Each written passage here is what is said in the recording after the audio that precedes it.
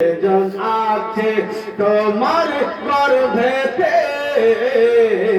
সারা বিশ্বে তোলো না হবে না নবী ছাড়া জান্নাত পাবে না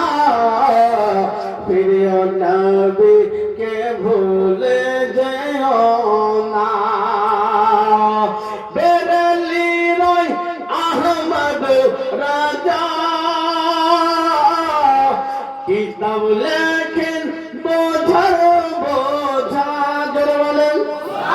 বেরেলির আহমদ রাজা কিতাব লেখেন বোঝার বোঝা কিতাব পড়ে সারা জামানা কিতাব পড়ে সারা জামানা হলো প্রিয় নবী যিনি দিওয়ানা নবী ছাড়া জান্নাত পাবে না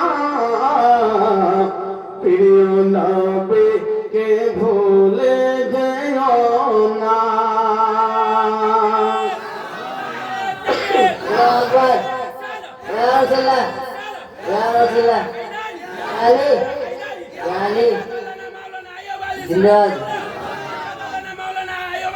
নবী ছাড়া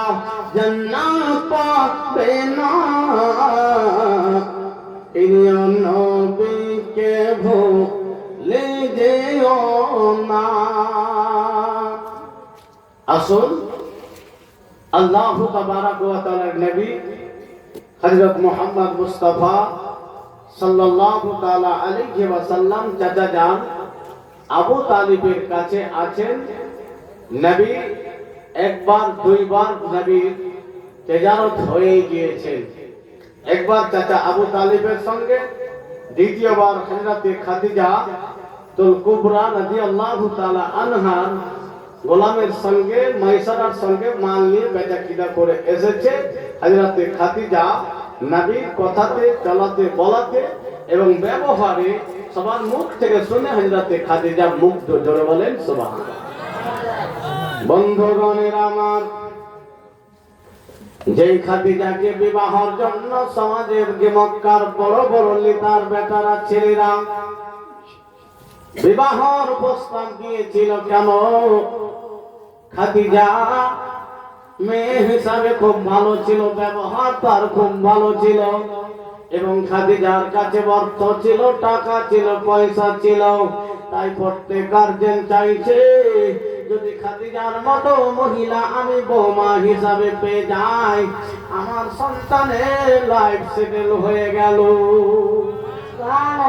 এখন এই মতো শুরু হয়েছে না মানে ছেলে যখন বউ খুঁজবে তো বলে ঘাস লেখে বাঁধবো ছেলেকে প্রথম গরু বাছুর বানালো মানে টাকা পয়সা দেখে ডিমান্ড দিবে না টাকাও যদি তুমি ডিমান্ড সে নাও তো তুমি গু খাওয়ার থেকে খারাপ করলে বলেন নাউযুবিল্লাহ মিন যালিক বলেন আপনাকে এখন বাটিতে একটু আপনাকে গু বা পেশাব দেওয়া হয়তো খাবে কেউ খাবে বমি খাবে তুমি ডিমান্ড কেন নিবে বন্ধুগণের আমার হযরত খাদিজা তুল কুবরা রাদিয়াল্লাহু তাআলা আনহার কাছে অর্থ ছিল শুধু অর্থ নয় ব্যবহারও ভালো ছিল দেখতেও হযরত খাদিজা সুন্দর ছিল বন্ধুগণ মক্কার বড় বড় নেতার ছেলেরা চাইছিল মক্কার নেতারা চাইছিল খাদিজাকে বৌমা করে নেব কিন্তু খাদিজা তুল কুবরা রাদিয়াল্লাহু তাআলা আনহা বলেছিলেন না না আর বিবাহ আমি করব না কিন্তু যেই দিন থেকে আমার আপনার নবী আল আমিনকে দেখেছেন কথাবার্তা লোকের মারফত শুনেছেন যখন ব্যবসা করে খাদিজার বেচা কিনে করে নিয়ে এসেছেন বন্ধুগণ যে খাদিজা বিবাহের জন্য তৈরি হচ্ছিল না, সদা সর্বদা আল আমিনের প্রশংসা করতেছে। হযরতে রাসূল পাক সাল্লাল্লাহু তাআলা আলাইহি ওয়াসাল্লামের পিসি ফুফুকে দেখেছেন, সুফিয়াকে দেখেছেন এবং সুফিয়ার সঙ্গে দীর্ঘক্ষণ ধরে আলোচনা করলেন। ভাতিজা মুহাম্মাদের প্রশংসা শুনে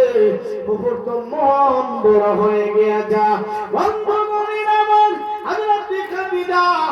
কুবরা রাদিয়াল্লাহু তাআলা আনহা ওনার একজন বান্ধবী ছিল, যার নাম ছিল নাফিসা। নাফিসার সামনে হযরত খাদিজা যেন আল আমিনের প্রশংসা করতেছে।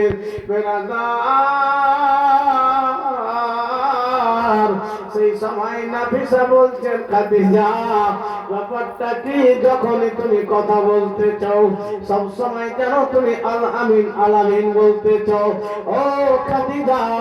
বলো আল আমিনকে তোমাকে কেমন লেগেছে? বলো ও আল আমিনের কথাবার্তা তোমাকে কেমন লেগেছে? আল আমিনের ব্যবহার তোমাকে কেমন লেগেছে? বন্ধুগণের আমার,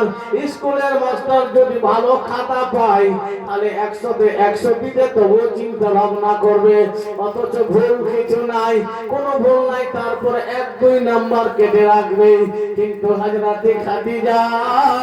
রাদিয়াল্লাহু তাআলা আনহা বলছেন, নাফিসা,